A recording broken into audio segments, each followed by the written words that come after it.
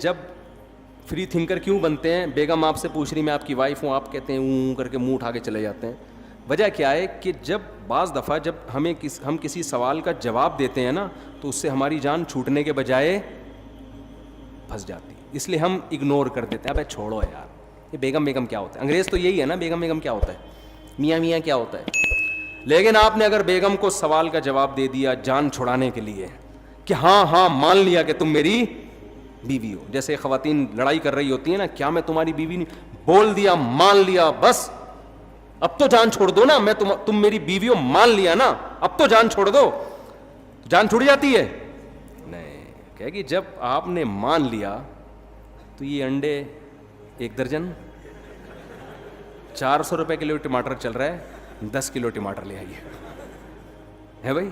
اور یہ بجلی کا بل آیا ہوا ہے اتنے دنوں سے، اور یہ منع کی فیس بھی نہیں گئی ہے، اسکول والے بھی دھمکیاں دے کے جا رہے ہیں. تو آپ کیا کہو گے؟ یار نہ مانتا تو یہی کہو گے نا. تو خوب سمجھ لو، گورا اس پہ بحث نہیں کر رہا کہ کوئی بنانے والا ہے یا نہیں ہے، اس کو پتہ ہے مان لیا نا بنانے والا ہے، آگے بہت سارے سوالات کے جواب پھر مجھے دینے پڑیں گے. اس لیے کافر نے کہا اپنی ڈکشنری سے گاڈ کو نکال دو. رکھا ہوا ہے تھوڑا تھوڑا ہلکا پھلکا، او مائی گاڈ گالی والی دینے کے لیے کسی، او مائی گاڈ حیرانگی کے، بس اس سے زیادہ گاڈ ورڈ کا نہیں ہے کوئی ان کے. تھوڑا شادی بیاہ میں کبھی کبھار ان کے اتفاق سے شادی بھی ہو جاتی ہے، بہت ہی کم کیسز ہیں ان کے یہاں شادی وادی. ہمارے یہاں تو 7 8 نکاح ایک دن مسجد میں ہو رہے ہوتے ہیں. میں کہتا ہوں یہ گورا یہ منظر آگے دیکھ لے تو پاگل ہو جائے گا یار، تم لوگ کو اس کے علاوہ کوئی کام ہی نہیں ہے. تو ان کے ہاں 50 60 70 سال میں جا کے نکاح ہوتا ہے، اور وہ بھی بچے پہلے پیدا ہوتے ہیں. اس کے بعد انڈرسٹینڈنگ کہ بھائی دیکھیں اگر اب سمجھ میں آ رہا ہے ایک دوسرے کے ساتھ نباہ ہو سکتا ہے تو چلو کیا کر لو، شادی کر. بچے تمبو لگا رہے ہوتے ہیں اپنے ابا اماں کی شادی میں، حقیقت ہے. تو آپ نے اگر یہ مان لیا نا کہ کوئی کریٹر ہے تو اگلا سوال کھڑا ہوگا اس سے ہمارا رشتہ کیا ہے، وہ ہم سے کچھ چاہتا بھی ہے یا نہیں چاہتا. یہ سوال قرآن اٹھاتا ہے. یہ ہو نہیں سکتا کہ سب سے دیکھو باپ بیٹے کا رشتہ اتنا مضبوط نہیں ہے جتنا خالق اور مخلوق. خالق نے تو اپنے ارادے سے، باپ کو بھی خالق نے بنایا نا، ہمارے والدین کو بھی. فوراً انسان کہے گا بھائی پھر سب سے پہلا حق کس کا ہے؟ بیوی سے پہلے کون ہے؟ باپ. باپ سے پہلے خدا خالق. باپ سے پہلے کون ہے؟ خالق. عورت کے لیے شوہر سے پہلے کون ہے؟ خالق ہے. تو پھر سوال یہ پیدا ہوگا اس خالق نے ہمیں بنا کے ایسے ہی چھوڑ دیا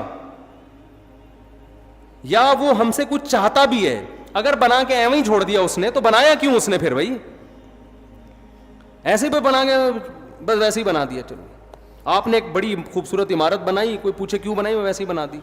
لوگ کہیں گے یار تم بے وقوف ہو، ویسے ہی بنا دی. خدا کی قسم عمارت سے زیادہ پیچیدہ مشین اور خوبصورت مشین انسان ہے، جس میں جذبات ہیں، جس میں احساسات ہیں. تو جس خدا نے انسان کو بنایا ہے وہ انسان کو لاوارث نہیں چھوڑے گا. اس نے انٹروڈکشن کروایا پیغمبروں کے ذریعے اپنا کہ مجھے پہچانو، میری یہ تعریف ہے، میری یہ صفات ہیں.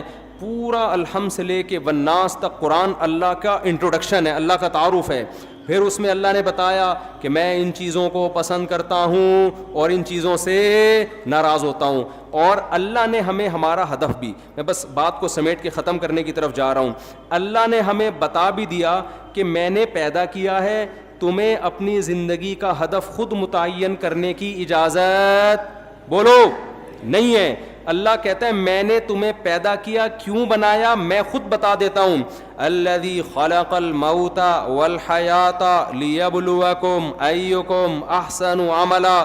میں نے موت اور زندگی پیدا کی. مائیکل جیکسن کو 50 سال میں موت کس نے دی؟ میں نے دی. تمہیں حیات کس نے دی؟ میں نے دی. تو میں نے تمہیں اس لیے پیدا کیا ہے لیبلوکم، اللہ تمہیں آزمانا چاہتا ہے. ایکم احسن عملا، تم میں اچھا عمل کون کرتا ہے. اور آزمائش کے بعد پھر رزلٹ اناؤنس ہوگا قیامت کے دن. جو اچھا کر کے اچھا بن کے آئے گا اسے جنت, خوبصورت جنت دوں گا عیاشی کے لیے, اور جو برا کر کے آئے گا اس کو جہنم کی آگ میں دھکیلوں گا. یہ تمہارا ہدف ہے, لہذا پلاننگ کرنی ہے تو اس ٹارگٹ کو سامنے رکھ کر زندگی کی پلاننگ کرنی ہے. اس کے علاوہ کسی اور چیز کو ہدف بنایا, تمہاری سعی, تمہاری کوشش ضائع. الذین ضل سعیہم فی الحیات الدنیا وہم یحسبون انہم یحسنون صنعا. کہا کہ بہت سے لوگ ایسے ہیں جو دنیا میں بڑی محنت کر رہے ہیں لیکن ان کی محنتیں برباد, آخرت میں ان کی محنت کا کوئی حصہ اللہ کے ہاں نہیں ہے. اب آخری بات, اس آیت سے ہمیں کیا پتا چلا کہ ہمیں پیدا کیا گیا ہے اچھا بننے کے لیے, اس کے علاوہ اور کوئی مقصد نہیں ہے. اب گوٹ آ کے اٹک جائے گی, اے اللہ اچھے کی ڈیفینیشن کیا ہے؟ کیا خیال ہے بھائی؟ کیونکہ غیر مسلم کہتا ہے ہمارا مقصد اچھا بننا نہیں ہے لیکن ہمیں اچھا بننا چاہیے. چاہیے تو وہ بھی مانتے ہیں نا. گورا بھی کہتے ہیں کہ ہمیں ایک اچھا شہری بن کے زندگی گزارنی چاہیے, کہتا ہے کہ نہیں کہتا؟ اچھے تو وہ بھی بننا چاہتے ہیں, اگرچہ وہ کہتے ہیں ہمارا مقصد پیدائش کا ہے, مقصد تو کوئی ہے ہی نہیں, ویسے ہی آ گئے, اتفاق سے آ گئے, آ ہی گئے تو ذرا اچھے سے تمیز سے زندگی گزار لو. کیا خیال ہے بھائی؟ بھائی آپ ٹرین میں, کسی بھی ٹرین میں بیٹھ گئے, ہدف کوئی تھا نہیں کہ میں نے پشاور جانا ہے کہ ملتان جانا ہے, وہ ایسے کسی نے چڑھا دیا چلو پشاور چلے جاؤ, ٹھیک ہے نا, ہدف تو کوئی ہے نہیں. لیکن اب جب جا ہی رہے ہیں تو ذرا تمیز سے چلے جائیں, اچھے بن کے, ایک دوسرے کا احترام. اسی وجہ سے گورا کیا کرتا ہے, ایک دوسرے کا بڑا احترام کرتا ہے, بھائی اچھے, تھینک یو تھینک یو, بار بار. ہمارے یہاں پہلے بھی گالی, درمیان میں بھی گالی اور آخر میں بھی گالی. یہ گالیاں ہمارے یہاں الحمدللہ بہت ہیں. ہو سکتا ہے انگریز بھی دیتے ہو, ہمیں پتہ نہیں چلتا, وہ ترجمہ نہ آتا ہو سکتا ہے. انگلش میں تو گالی بھی ایسا لگتا ہے کوئی سائنس کی بات کر رہا ہے.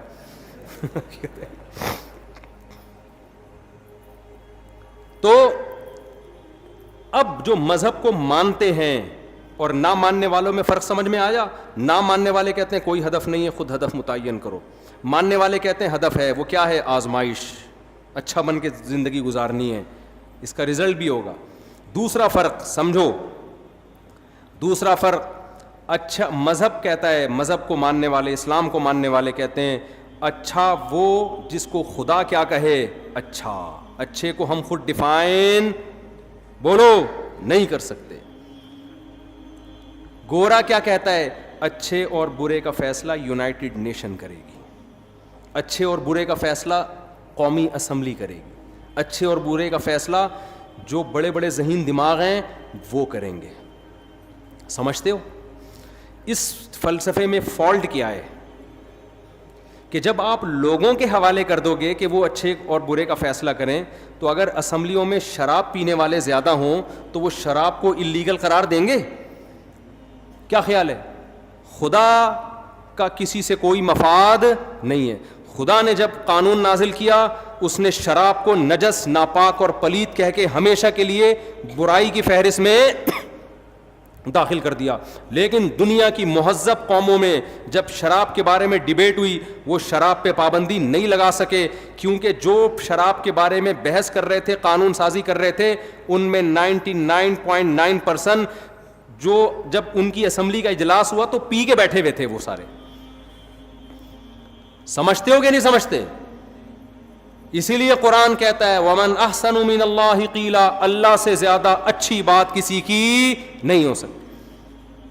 ان کی اسمبلیوں میں جب زنا کی بات آئی, اسلام نے, قرآن نے بتا دیا لا تقربوا الزنا, زنا کرنا تو دور کی بات, زنا کے قریب بھی مت پھٹکو. لڑکی راضی بھی ہو تو یہ پلید اور گندا عمل ہے.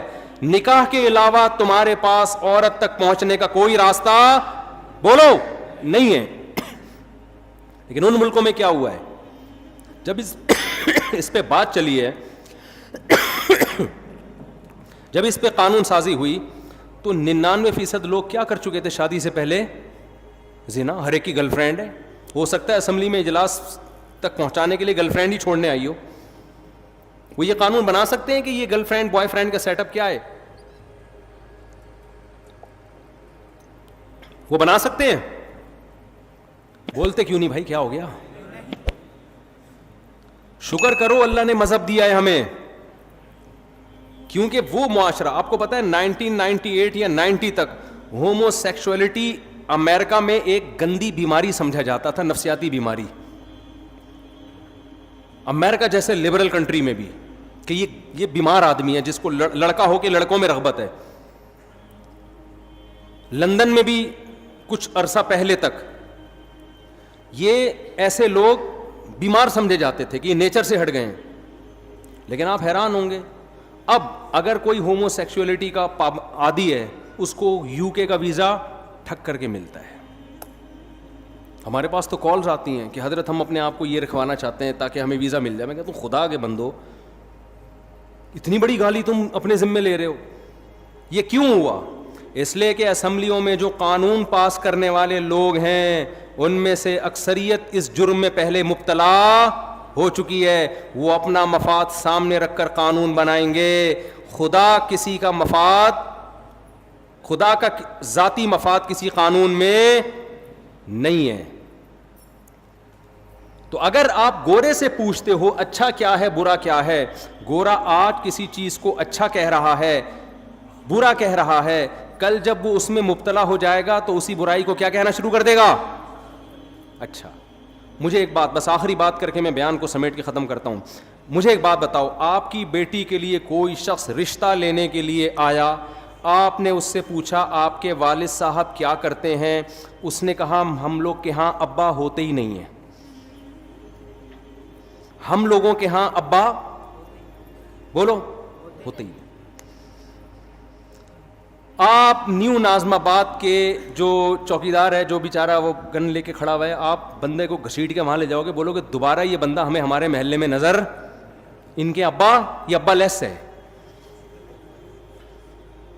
ابا نہ ہونے کا مطلب کیا ہے کہ اماں کی شادی نہیں ہوئی ہے, پتہ نہیں کہاں سے ایدھی سینٹر سے اٹھا کے لے آئے, کیا کیا ہے. انگریزوں کے ہاں یہ چیز بری, بولو, بعض انگریزوں کے ابا ہوتے ہیں, بعض لوگوں کے ابا نہیں ہوتے, لیکن ان کے ہاں اس کو برا نہیں سمجھا جاتا. کیوں؟ اس لیے نہیں کہ انہوں نے 100 سال پہلے قانون سازی کی تھی عقل مندوں نے اور بیٹھ کے کہ یار ابا ہونا نہ ہونا کوئی اتنا بڑا مسئلہ نہیں ہے. اصل میں جب ابا لیس معاشرہ ہو گیا, زنا پھیل گیا, ولد الزنا بچوں کی بھرمار ہو گئی, تو انہوں نے ابا ہونا یا نہ ہونے کو کاغذات سے کیا کر دیا, ختم. تو یہ ہے جس عذاب میں پہلے مبتلا ہوئے اس کو قانونی شکل دے دی. یہ اس کی مثال دے کے ایک بات سمجھاتا ہوں. دیکھو آپ محلے کے بڑے تھے, آپ بڑے سیاستدان تھے, آپ صدر بھی آپ تھے, وزیر اعظم بھی آپ تھے, سارے اختیارات آپ کے پاس تھے, لیکن آپ کو ایک برائی کی عادت پڑ گئی سٹا لگانے کی. آپ چرس پیتے تھے, معذرت آپ نہیں پیتے تھے, ایک مثال دے رہا ہوں. اب کیا ہے کہ لوگ آپ کی تعریف کرتے ہیں, بندہ بہت اچھا ہے لیکن ہے چرسی, بندہ بہت اچھا ہے لیکن ہے کیا, چرسی. اب آپ کے پاس ایک آپشن ہے, یا تو چرس چھوڑ دو, یہ چھوٹ نہیں رہی آپ سے, تو پھر آپ کیا کرو گے, چرس کی پیکنگ اچھی کر دو گے آپ, اور چرس کا نام چینج کر کے اینٹی ڈپریشن ٹیبلٹ, کیا خیال ہے, اس پہ برائی کا لیبل آپ کیا کر دو گے, ہٹا دو گے, تاکہ لوگ مجھے چرسی چرسی نہ کہیں, مجھے مہذب کہیں. اور پھر آپ کا مقام اتنا بڑا ہوگا کہ تھوڑے دنوں میں جو چرس نہیں پیتا ہوگا لوگ اس کو دقیانوس, پینڈو, جاہل سمجھیں گے. چرسیوں کی معاشرے میں کیا ہوگی, عزت. پھر اگر کوئی آپ کے گھر میں رشتہ لے کر آئے گا, آپ کہتے ہیں بھائی پیتا ہے کہ نہیں پیتا, وہ کہے گا نہیں پیتا, دقیانوس, بیکورڈ, دفعو یہاں سے. خدا کی قسم یہی کیا گورے نے ہمارے ساتھ. جو لڑکیاں پردہ کرتی ہیں, اسکارف لیتی ہیں, حجاب کرتی ہیں, گھروں میں رہتی ہیں, بھائی کا احترام, باپ کا احترام, ماں کا احترام, کسی غیر مرد کی طرف نظر نہیں اٹھانا, جب نکاح کا موقع آیا ابا سے پوچھا, ابا نے کہا ہاں بھائی ٹھیک ہے, عزت کے ساتھ رخصت کر دی, شوہر کے ساتھ وفا کر رہی ہے. پھر میاں بھی بڑا اچھا ماشاءاللہ, وہ بھی نہ کسی خاتون کو نگاہ بھر کے دیکھتا ہے, نہ ٹکٹکی باندھ کے دیکھتا ہے, اسے پتہ ہے جی میرے گھر میں میری بیگم آ گئی, بہت اچھا. اور جناب خود بھی بڑا نمازی, پرہیزگار, حاجی, دفتروں میں جاتا ہے, ٹائم پہ جاتا ہے, ٹائم سے واپس آتا ہے, ایمانداری کے ساتھ جاب کر رہا ہے, لوگوں کی خدمت کر رہا ہے. تو ہونا یہ چاہیے تھا بھائی زبردست انسان ہے, لیکن اس کو لبرل لوگ, پڑھے لکھے لوگ کیا کہیں گے, ایک نمبر کا کیا ہے, دقیانوس. گرل فرینڈ بوائے فرینڈ رکھ رہے ہیں لوگ, لڑکیوں سے دوستیاں ہو رہی ہیں, یونیورسٹیوں میں کو ایجوکیشن سسٹم ہے, فیمیل ٹیچر پڑھا رہی ہے اور لڑکے پڑھ رہے ہیں. اس کو ماڈرنزم سمجھا جاتا ہے, اس کو سمجھاتے یہ اچھا معاشرہ ہے جہاں عورت کی عزت ہو رہی ہے. سمجھ میں آ رہی ہے بات؟ برقع پہنا دی عورت کو, او ہو یہ لوگ تو ظالم ہیں. ابے عورت کو کمبختو برقع پہنا کے مردوں کی عیاشی رکتی ہے, عورت کی نہیں رکتی. عورت جتنا بے لباس گھومے گی مزہ تو مردوں کو آئے گا, عورت کو تھوڑی آئے گا. یہ عجیب قسم کی فضول قسم کا فلسفہ ہے کہ عورت کو کپڑوں سے آزاد کرنے کو عورت کی آزادی سمجھا جا رہا ہے. عورت جتنا کپڑوں سے آزاد ہوگی مزے کس کو آئیں گے؟ مردوں کو آئیں گے. جتنے کپڑے پہنے گی تو مردوں کے مزے خراب ہوں گے. مردوں کی عیاشی پہ لیبل کس کا لگا دیا؟ عورت کی آزادی کا. یہ گورے نے آپ کے ساتھ یہ کام کیا ہے. کمال کی بات ہے, ایک مسلمان جو اپنی بیوی کے ساتھ ساری زندگی وفا کرتا ہے, انڈے, آلو, پیاز, ٹماٹر, ہرا دھنیا, ادرک. آج پرچی میں کیا کیا لکھا ہوا تھا بھائی؟ آپ کے پاس آئی تھی نا پرچی؟ مجھے تو یاد ہو گئی. ایک دن تو میں نے جمعے کے دن جو ہے نا پرچی نکالی, وہ دعاؤں کے لیے پرچی دیتے ہیں, وہ میرے گھر کے سودے کی نکل آئی. اب میں بے دھیانی پڑھوں, 1 کلو آلو, 3 کلو ٹماٹر, تو ہمارا تو سارا دن کام ہی یہی ہے. ایک مرد, مسلمان مرد جو گھر میں بیوی کو ساری زندگی کھلاتا ہے اور پھر بھی تانے سنتا ہے, کیا آپ سے ملا کیا مجھے, وہ پھر بھی اس کو سہتا ہے, اس کی اولاد کی ساری زندگی خرچے اٹھاتا ہے, بچے کی پیدائش کا خرچہ اس کے ذمے, بچیوں کی ٹینشن یہ لے رہا ہوتا ہے. اب تو دامادوں کو بھی پال رہا ہے, صحیح ہے نا, شادی ہونے کے بعد ساری ٹینشنیں ایک مرد اٹھا رہا ہے. اس کا بیوی سے صرف یہ مطالبہ ہے کہ میری مرضی کے بغیر گھر سے باہر مت نکلو. اس کو دقیانوس قرار دے دیا, بیکورڈ, عورتوں کے حقوق کا محافظ نہیں ہے یہ, عورتوں پہ پابندیاں لگائی ہوئی ہیں, بیڑیاں باندھ کے رکھا ہوا ہے. اور گورا جو کمبخت اپنے خرچے پہ, شکر ہے کمبخت کا انگلش میں ترجمہ نہیں ہے, ورنہ گورے بھی کچھ بیان سنتے ہیں نا, ان کو کیا پتا کمبخت کا کیا مطلب ہے. اگر آپ سے کوئی ٹرانسلیشن کروائے تو اس کو بولے قابل احترام. ہاں, کیونکہ بعض دفعہ گورے بھی سن رہے ہوتے ہیں, رپورٹیں آئی ہیں اس طرح کی. تو گورا کمبخت ساری زندگی عورت سے مزے اڑائے گا, ساری, بالغ ہوتے ہی گرل فرینڈ پہ کوئی خرچہ ہوتا ہے؟ کوئی خرچہ نہیں ہوتا ان کے. یہ آپ لوگ کے وہم ہے کہ گرل فرینڈ پہ, ان کے گرل فرینڈ پہ بھی 5 روپے بھی خرچ نہیں کرتے. گرل فرینڈ برگر کھائے گی اپنے پیسوں سے اور لڑکا برگر کھائے گا. ہمارے یہاں تو گرل فرینڈ میں آدھے ہو جاتے ہیں لوگ. وہ ایک آدمی گیا نا گرل فرینڈ کو لے کر ہوٹل پہ, کہتا ہے اللہ کے نام پہ 2 دودھ پتی دے دے. اس نے کہا کمبخت دوسری دودھ پتی کس کے لیے اور اللہ کے نام پہ کیوں مانگ رہا ہے؟ کہہ رہے یار وہ گرل فرینڈ آئی ہوئی ہے. تو کہا کمبخت تو اتنا غریب ہے تو گرل فرینڈ کیوں رکھی ہوئی ہے تو نے؟ کہہ رہا رکھ کے غریب ہو گیا ہوں, پہلے نہیں تھا, اتنا خرچہ کیا اس کے اوپر. گرل فرینڈ پہ, بیوی پہ تو اس سے بھی زیادہ خرچے ہیں. اس کے تو ماموں جب آئیں گے تو ان کے لیے سموسے لے کر آؤ, اس کے پاپا آئے ہوئے ہیں تو ان کے لیے رول لے کر آؤ, اس کے چاچا آئے ہوئے ہیں تو اس کے لیے جلیبیاں لے کر آؤ, ان کو یہ پسند ہے, ان کو وہ پسند ہے. ایک طویل سلسلہ لامتناہی, نہ ختم ہونے والا سلسلہ. ان کو کیا کہہ دیا گورے نے؟ بیکورڈ. عورتوں کے زنجیریں باندھی ہوئی ہیں. اور گورا ساری زندگی عورت سے عیاشی کرتا ہے, مزے اڑاتا ہے, 1 روپے بھی اس پہ خرچ نہیں کرتا. اور اتفاق سے 50 سال میں جب وہ شادی کر بھی لیتا ہے تو آپ جا کے پوچھیں, ایک چائے کی پیالی اپنے خرچے پہ اپنی بیوی کو نہیں پلاتا وہ. تو اس بدماشی, یہ چرس ہے نا, یہ وہی ہے کہ چرسی تھے, نام کیا رکھ دیا؟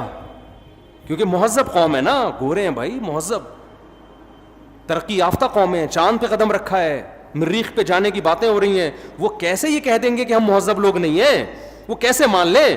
تو انہوں نے کیا کیا, تہذیب کی ڈیفینیشن کو کیا کر دیا؟ چینج.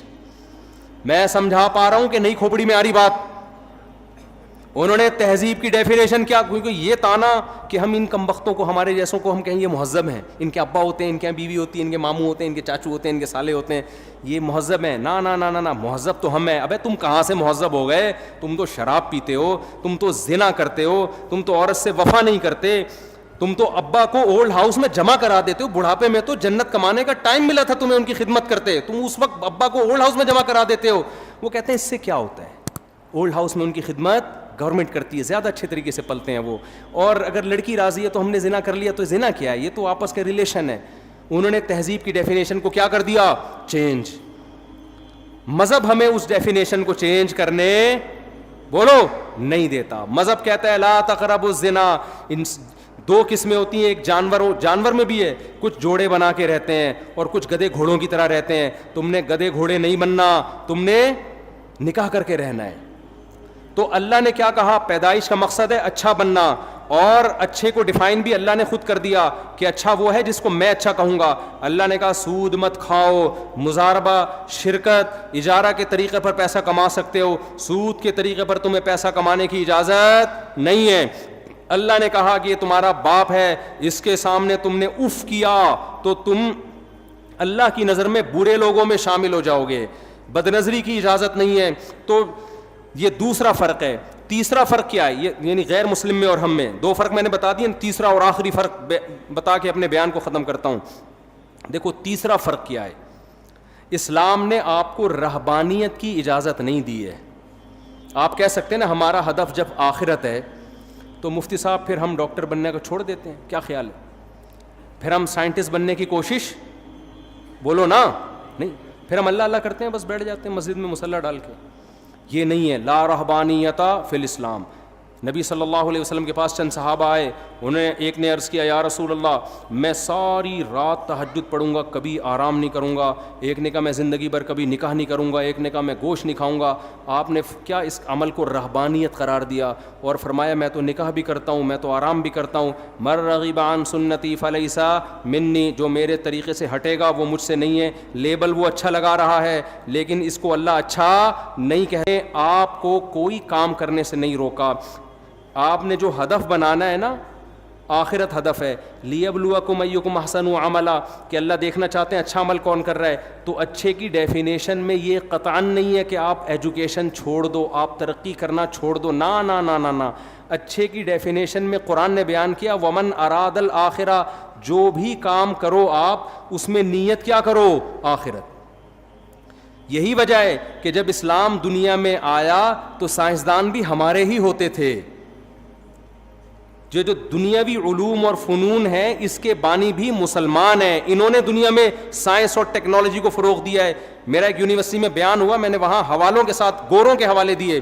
انگریز یہ کہتا ہے کہ اگر اسلام دنیا میں نہ آتا اور مسلمان سائنٹسٹ پیدا نہ ہوتے تو آج ہم جس ترقی تک ہیں 8 سے 500 سال بعد یہاں پہنچتے۔ مسلمان سائنسدانوں نے 500 سال کا سفر انسانیت کا بچا لیا ہے۔ سمجھ میں آ رہی ہے بات کہ نہیں آ رہی ہے؟ ابھی بھی نہیں آ رہی تو مجھے غصہ آ رہا ہے۔ تو رہبانیت نہیں ہے کہ آپ سائنسدان بننا چھوڑ دیں، آپ تاجر بننا چھوڑ دیں۔ اگر اسلام یہ چاہتا آپ تجارت چھوڑ کے مسجدوں میں بیٹھ جاؤ تو قرآن یہ تھوڑی کہتا رجال لا تلہیہم تجارت ولا بیع عن ذکر اللہ۔ ہمارے کچھ نیک بندے ایسے ہیں، سورہ نور میں اللہ کہتے ہیں کہ تجارت اور خرید و فروخت ان کو نماز سے غافل نہیں کرتی، بلکہ اللہ یہ کہتے ہیں وہ تجارت کرتے ہی نہیں ہیں، یہ کہتے ہیں نا اللہ۔ تو آپ نے کیا کرنا ہے؟ کیونکہ ہدف آخرت ہے تو اس آخرت کے ہدف کے لیے دنیا چھوڑنی نہیں ہے، بلکہ دنیا میں اپنی نیت کو کیا کرنا ہے؟ بولو نا، صحیح کہ آپ ڈاکٹر بنو، صرف پیسہ برائے پیسہ یا لوگوں کی جیبیں خالی کرنا مقصد نہ ہو، اپنی قوم کو ترقی دلانا، اپنے ملک کو ترقی دلانا، انسانیت کی خدمت کرنا۔ قرآن کہتا ہے جس نے ایک انسان کی جان بچائی ایسے جیسے تمام انسانیت کو بچا لیا۔ تو ڈاکٹر بن کے آپ ہزاروں انسانوں کی جان بچانے کا ذریعہ بنو گے کہ نہیں بنو گے؟ تو جو آپ کا بچہ میڈیکل کالج میں جا رہا ہے آپ نے پلاننگ کیا کرنی ہے؟ بیٹا میں تجھے انسانیت کی خدمت اور آخرت کے لیے ڈاکٹر بنا رہا ہوں، لوگوں کی جیبیں کاٹنے کے لیے اور ایسے نسخے لکھنے کے لیے کہ ایسی دوا لکھ کے دی ہے جو ڈاکٹر کے ماموں کی دکان کے علاوہ کہیں اور پوری دنیا میں مل ہی نہیں رہی ہے۔ آج ڈاکٹر دوا لکھ کے دیتا ہے، ڈاکٹر کے ماموں کا میڈیکل اسٹور ہے، اس کے علاوہ پوری کائنات میں WHO سے رابطہ کر لیں آپ، وہاں بھی نہیں ملے گی آپ کو۔ اس کا مطلب کیا ہے؟ اس ڈاکٹر کا مقصد پیسہ کماؤ بھائی، آپ بنے ہو، خرچہ ہوا ہے، کس نے منع کیا ہے؟ لیکن اس کے ساتھ ظلم تو نہ کرو نا۔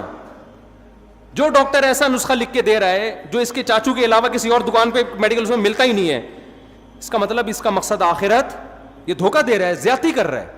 ایک دوا مہنگی ہے، وہی فارمولے میں دوا سستی بھی مل رہی ہے، لیکن اس کمپنی نے آپ کو گفٹ دیے ہوئے ڈاکٹروں کو، ایسا ہوتا ہے کہ نہیں ہوتا؟ تو ڈاکٹر جان بوجھ کر وہی فارمولا، وہی نسخہ مہنگی کمپنی والا لکھ کے دے رہا ہوتا ہے۔ تو اسلام نے آپ کو منع نہیں کیا، جس فیلڈ میں ہو اسی میں خدا کو تلاش کرنا ہے۔ لیکن وہ فیلڈ حلال ہونی چاہیے, حرام نہیں, کیونکہ حرام میں خدا ملتا نہیں ہے. آپ کو فنکار بننے کی اجازت نہیں ہے, گلوکار بننے کی اجازت نہیں ہے, فلم انڈسٹری میں جانے کی اجازت نہیں ہے, آپ کو تاجر بنے لیکن چرس بیچنے کی اجازت نہیں ہے, شراب کا بزنس کرنے کی اجازت نہیں ہے. یہ تیسرا فرق ہے ان لوگوں میں جو اسلام کو مانتے ہیں اور جو اسلام کو نہیں مانتے. گورا جب دنیا کا کوئی کام کرتا ہے اس کے سامنے آخرت نہیں ہوتی, مسلمان جب کوئی کام کرتا ہے اس کے سامنے آخرت ہوتی ہے. گورا جب کوئی کام کرتا ہے تو یہ دیکھتا ہے کہ لا کیا ہے, لیگل ہے یا انلیگل ہے. مسلمان جب کوئی کام کرتا ہے تو لیگل انلیگل سے پہلے وہ یہ دیکھتا ہے کہ حلال ہے یا حرام ہے. تو یہ تین کام اگر آپ نے کر لیے تو میرے بھائی پھر اللہ نے آخرت میں ہمارے لیے خوشخبریاں رکھی ہیں. اور آخری اور سچی مچی کی آخری بات, آپ کہیں گے آخری کر کے پھر 1 گھنٹہ کھینچ دیا. سچی مچی کی آخری بات, بالکل سچی مچی کی, کیونکہ ماشاء اللہ اتنے لوگ اکٹھے ہوئے پھر کہاں پکڑائی میں آتے ہیں اتنے آرام سے لوگ. دیکھو ہر پیغمبر نے اپنی قوم میں جا کے اس گناہ کو ہائی لائٹ کیا ہے اور اس پہ رد کیا ہے جو اس قوم میں بہت زیادہ رائج ہو گیا تھا. شعیب علیہ السلام نے اپنی قوم کو کیا سمجھایا؟ ناپ تول میں کمی مت کرو. اس سے پتہ چلتا ہے اس قوم میں سب سے بڑا جرم شرک کے بعد کیا تھا؟ ناپ تول میں کمی. لوط علیہ السلام نے اپنی قوم کو ناپ تول میں کمی کا کچھ نہیں کہا. اس سے لگتا ہے کہ وہ ایسا نہیں کرتے تھے. ان میں لڑکوں سے بدفعلی عام تھی. لوط علیہ السلام کی پوری دعوت اس پر تھی کہ تم ان عورتوں سے نکاح کیوں نہیں کرتے, لڑکوں سے بدفعلی کیوں کرتے ہو, یہ اتنی بدترین بے حیائی کا ارتکاب کیوں کرتے ہو. وَتَذَرُونَ مَا خَلَقَ لَكُمْ رَبُّكُمْ, جس خدا نے تمہارے لیے جس کو بنایا ہے اس کو چھوڑ کر کسی اور جنس کے پیچھے کیوں لگے ہوئے ہو. تو ہر پیغمبر نے اس جرم کو زیادہ فوکس کیا ہے جو اس قوم میں رائج تھا. ہماری قوم میں بھی بہت سارے جرائم ہیں, ناپ تول میں کمی بھی ہے, 2 نمبری بھی ہے, لیکن آپ کو 2 نمبر بھی ملیں گے, 1 نمبر بھی ملیں گے.